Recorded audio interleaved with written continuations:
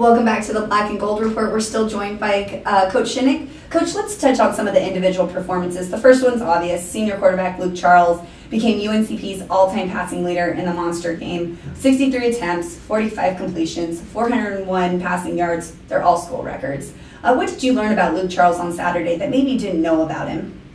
You know, I don't know if I learned anything new. I think what you saw was just a very, very focused quarterback who wanted to take his team to victory. And so he was very confident, even when we were behind, knowing that things were going to open up. And he threw the ball a ton in the first half and knew that he was going to have to do it in the second half to get us to where we needed to be. So more than anything, just really happy for him that, he's the guy that was able to do it. And he took full advantage of all those 63 attempts.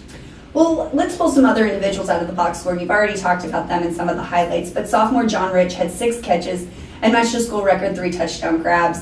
Ben DeSelle had 10 catches for 110 yards, and freshman BJ Bunn had 7 catches for 105 yards. Talk about those 3 guys and what kind of confidence you have in them and the offense going forward after Saturday's game. Well, really, all our wide receivers, and I think Luke touched on this in the post-game press conference, all our wide receivers have the capability to do that. Those 3, it just happened to be their number, their time this week. But Coach Deese, our offensive coordinator, wide receiver coach, does a fantastic job getting those guys ready. We knew if Fayetteville State played a certain way, we were going to have to throw the ball quite a bit. With that mentality, those guys came in prepared and ready to go. And, excited to have 2 guys over 100 yards and excited to have that many completions. So it was fun. Well, of course, defense and special teams played a huge part of the game, so we'll pull another guy out of the box score. LJ Stroman had 4 punt returns for 98 yards, including a 52-yard return touchdown in the first quarter. He also had a team best 8 tackles and a clutch interception he returned to the 2nd-yard line in the 3rd quarter. Are those kinds of things what you and fans should expect out of LJ Stroman this season? Well, we've got a tremendous amount of confidence in LJ. I know he was extremely disappointed early. He gave up a deep ball, and he gave up something that was really, uncharacteristic in his play. And so very proud of him for hanging in there and sticking in there, coming back and playing the way he is capable. We know he's an electric punt returner. And I think as people start to see what he can do, they're going to have to make some decisions as to how they want to play him.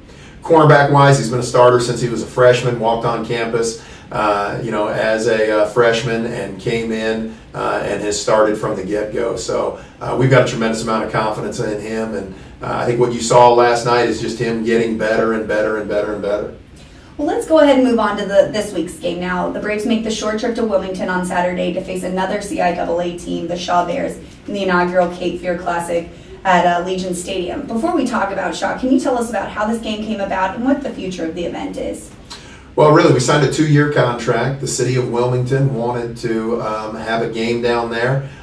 This classic had taken place, I believe, somewhere between 8 and 10 years ago, and I think just our location and starting football, they wanted to see us back in it. So we're very excited about it. I think it's a great opportunity. Our fans, it's an away game for us this year. It'll be a home game for us next year. Not that far, and a great opportunity to get to see a different part of the state.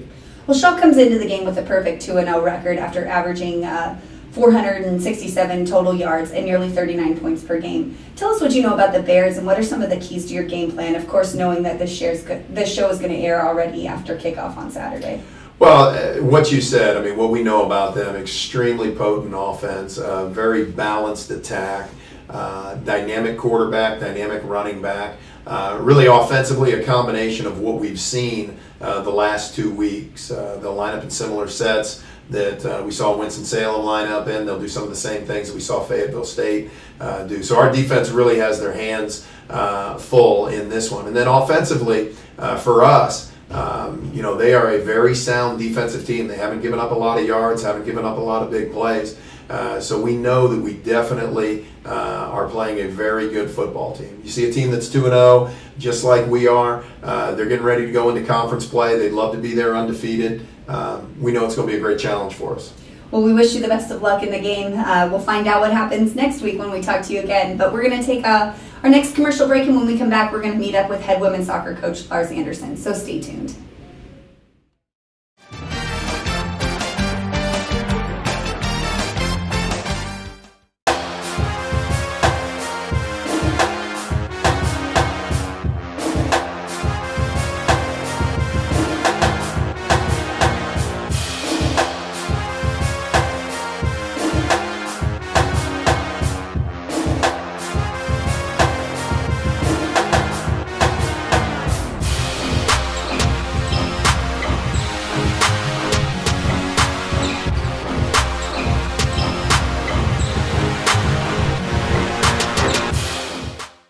each year. Each year. Each year. Hundreds of student athletes come to UNC Pembroke. Not just for the quality of education, but to compete successfully in college athletics.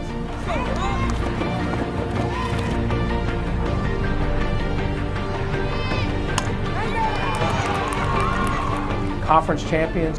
All-Americans, Community leaders, National champions. Valedictorians. graduates,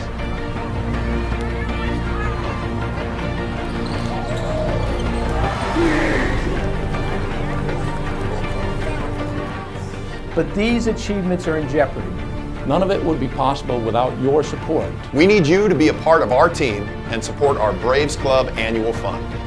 Help our student athletes to continue to exceed expectations. strive for competitive greatness, and develop into successful adults.